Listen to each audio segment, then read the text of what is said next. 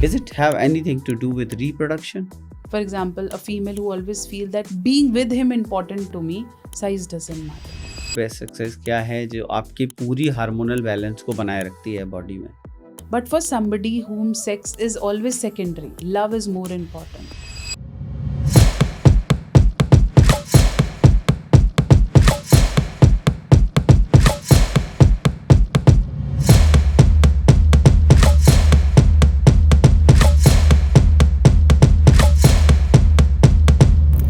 A lot of people say this, that size does not matter. No, it does matter.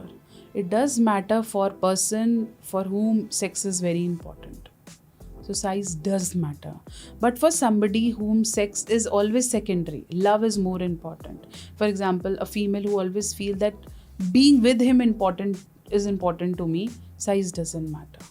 And But for somebody जिसके लिए है ही यही सब कुछ और ये मैटर करता है तो क्यों नहीं करेगा. मैं एक क्वेश्चन ऐसे भी तो भेज सकती हूँ, do you feel that female size matter to boys, female breast size matter to boys? हाँ, should be.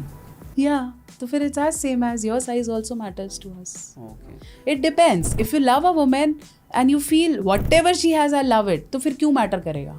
Okay. Is it have anything to do with reproduction? No, nothing. Ma'am Gen Z में ना आज की डेट में अभी हम देखते हैं ना बहुत सारा टेस्टोस्टेरोन लेवल का ड्रॉप आया है ना. और अभी वो करते भी क्या है, जिम में जाएंगे, इंजेक्शन ले लेंगे, कुछ एडिशनल सप्लीमेंट्स ले लेंगे. तो ये सही है, गलत है? अगर आप नेचुरली बॉडी उसे प्रोड्यूस नहीं कर पा रही है तो फिर अल्टीमेटली इन सब पे स्विच तो करना पड़ेगा. आपने देखा है टेस्टोस्टेरोन सप्लीमेंट की मार्केट क्या ग्रो कर रही है पिछले दिनों में, बहुत बुरे तरीके से. बेचारा शिलाजीत को कैसे बिकना चाहिए और वो बिक कैसे रहा है, उसकी दुर्गति कर दी है जी.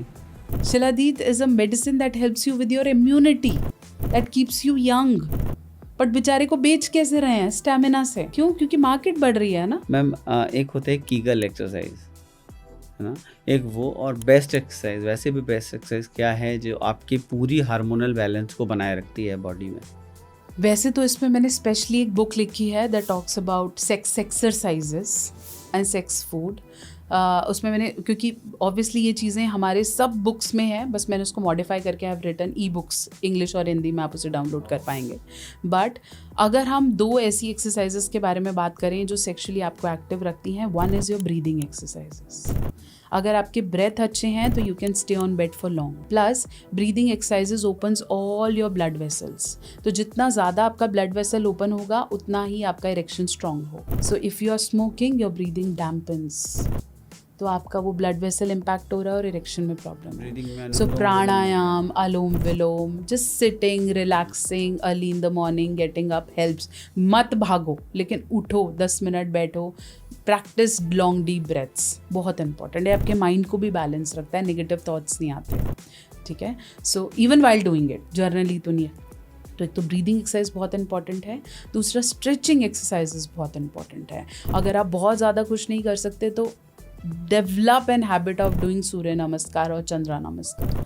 It's very important. ठीक है. तो वो जो बेसिक स्ट्रेचिंग्स हैं वो भी बहुत हेल्पफुल है. और अगर आप थोड़ा और एडवांस जाना चाहते हो तो गो फॉर पेल्विक स्ट्रेचेस, जिसके अंदर कीगल्स आ जाते हैं. ठीक है. आपके स्क्वाट्स हैं जिसमें आपको लगे कि मेरा कमर से नीचे वाला हिस्सा हिल रहा है. ठीक है. चाहे वो आपके स्क्वाट्स हैं, चाहे जंपिंग जैक्स आप कर रहे हैं, ठीक है, चाहे आप अपने लेग सिर्फ लेग रेजेस कर रहे हैं, ये सब हेल्प करता है. These are pelvic stretches.